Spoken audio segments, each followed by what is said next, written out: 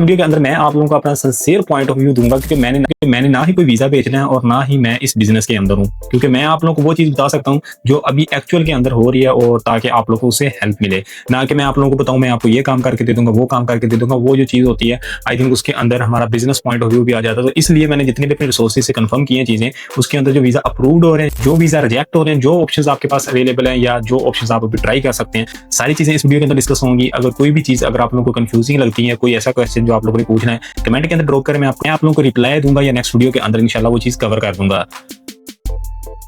तो सबसे पहले जो सिंगल फीमेल है, सिंगल फीमेल के लिए ये ऑप्शन अवेलेबल है कि वो शारजा से अपना वीजा अप्लाई करवा सकते हैं। वो सिंगल फीमेल शारजा से यहाँ पर आ सकते हैं। और इसके अंदर जो चांसेस है वो है 50-50%। लेकिन इस 50-50% के अंदर भी आप लोग डन बेस के ऊपर ट्राई करें, ताकि आप लोगों के पैसे जाया ना हो। यहाँ पर मैं एक चीज आपके लिए कंफर्म कर दूं, एक डन बेस होता है, एक आप लोगों का नॉर्मल वीजा होता है। डन बेस के ऊपर ये होता है कि आप किसी भी एजेंट को फुल पैसे दे देते हैं। लेट्स से वो आपको बोलता है कि 3 लाख के अंदर आपको वीजा दे रहा है, तो आप उसको 3 लाख दे देंगे। वीजा आपका रिजेक्ट होता है, वट जो कुछ भी होता है वो उसकी जिम्मेदारी होगी। मतलब आपने 3 लाख उसको दिए, आपको वीजा अप्रूव करवा के देगा। इन एनी अदर केस अगर वो आपको वीजा अप्रूव करवा के नहीं दे सकता, वो आपको पूरे 3 लाख वापस करेगा।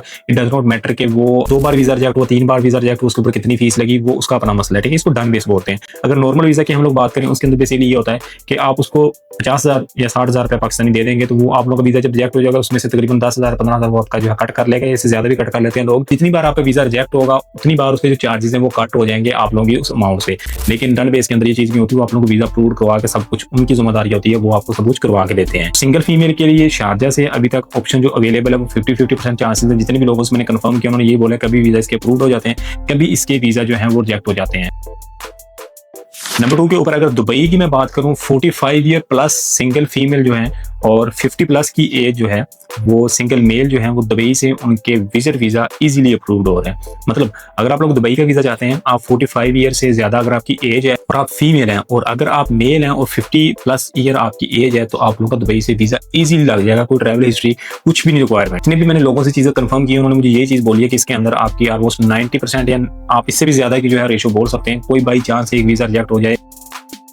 इसके बाद दुबई के लिए जो विजिट वीजा का ऑप्शन है वो है हस्बैंड एंड वाइफ का। मतलब सिंगल मेल जो है वो दुबई मूव नहीं कर सकता। अगर उसकी 50 से कम एज है, तो वो उसके लिए ये ऑप्शन है कि वो अपनी वाइफ का वीजा भी अप्लाई करवाए, अपना वीजा भी अप्लाई करवाए, और दोनों जो है वो दुबई आए। इट डज नॉट मैटर कि आपने यहाँ पर आके जॉब करनी है, उसने जॉब करनी है, किसने जॉब फाइंड आउट करनी है, वो तो एक सेपरेट चीज है। बट वीजा लेने के लिए अभी आपको दोनों को अप्लाई करना पड़ेगा, हस्बैंड एंड वाइफ को, तब आप लोगों को दुबई का जो विजिट वीजा वो अप्रूव हो जाएगा। इसके जो चांसेस है वो ऑलमोस्ट 70-80%। मतलब 10 में से 7 वीजा अप्रूव हो जाते हैं, 2 या 3 वीजा जो है वो रिजेक्ट हो जाते हैं। जितने भी लोगों से मैंने चीजें कंफर्म की हैं, वो ऑलमोस्ट यही रेशो मुझे बता रहे हैं। अभी यहाँ पर उन लोगों की बात करेंगे जिन लोगों के पास ओल्ड एमिरेट्स आईडी है, या ओल्ड कोई भी विजिट वीजा, या उन्होंने वर्क वीजा कभी भी लिया था, दुबई में आके काम किया था, दुबई मूव हुए थे। मतलब उनका दुबई की हिस्ट्री अगर उनके पास अवेलेबल है, उन लोगों का हर तरह का विजिट वीजा अप्रूव्ड हो रहा है। मतलब अगर वो विजिट वीजा लेना चाहते हैं, उनकी उस ट्रैवल हिस्ट्री के ऊपर, उनके उस एमिरेट्स आईडी के ऊपर, उनके उस ओल्ड वीजा के ऊपर, उसके ओल्ड विजिट वीजा के ऊपर उनको नया विजिट वीजा मिल जाता है। और ये जो चीज मैंने कंफर्म की है, सब लोगों ने मुझे बताया कि ऑलमोस्ट हर जो ट्रैवल एजेंट ये चीज ऑफर भी कर रहा है, और ये वीजा अप्रूव्ड भी हो रहे हैं, क्योंकि जिन लोगों की ट्रैवल हिस्ट्री दुबई की ऑलरेडी है, उन लोगों को विजिट वीजा मिल जाएगा। अभी लास्ट के ऊपर जो ऑप्शन सबके लिए अवेलेबल है, वो ऑप्शन है स्पॉन्सर का। मतलब कि 8,000 दिरहम से ज्यादा सैलरी अगर आपके भाई की है, या आपका कोई फादर है, आपका ब्रदर है, सिस्टर है, कोई भी है, मतलब आपके ब्लड रिलेशन है, वो आपको स्पॉन्सर कर सकते हैं अगर आपकी 8,000 दिरहम की सैलरी से ज्यादा सैलरी है। तो इसके अंदर ये स्पॉन्सरशिप का आप लोगों को पता होगा, 2025 के अंदर ये चीज ओपन हुई थी दुबई के लिए। लोग ये ऑप्शन भी यहाँ पर अवेल कर सकते हैं।